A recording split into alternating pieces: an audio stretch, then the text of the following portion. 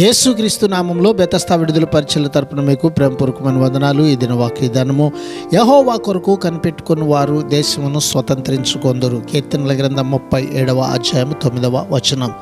దేశం, భూలోకం ఈ రెండు పదాలకు హిబ్రూ పదం ఒకటే అర్థాన్ని సూచిస్తుంది. బహుశా ఇశ్రాయేలీయుల్లోని న్యాయవంతులకు ఆదేశం వారసత్వంగా కలుగుతుందని దావీదు యొక్క ఉద్దేశం. అయితే సాధుగుణం గలవారికి ఈ లోకమంతా వారసత్వంగా కలుగుతుంది అని క్రీస్తు మాట ఇచ్చాడు. మత్తయి సువార్త 5వ అధ్యాయం 5వ వచనంలో ఈ విధంగా వ్రాయబడింది: సాత్వికులు ధన్యులు, వారు భూలోకమును స్వతంత్రించుకొందురు. సాత్వికులు అంటే వారు బలహీనులు కాదు, నిజానికి వారు గొప్ప ఆత్మ బలం కలిగిన వారు. ఇది దేవుని కుమారుడైన యేసు ప్రభువులో ఉన్న లక్షణమే. ఆయన జీవితాన్ని గమనించడం ద్వారా అదేమిటో మనం అర్థం చేసుకోగలుగుతాము. ప్రార్థన.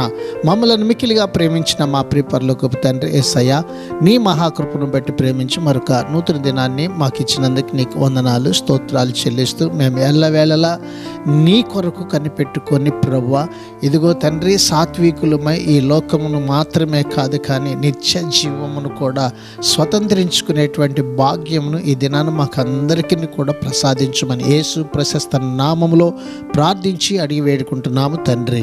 ఆమెన్.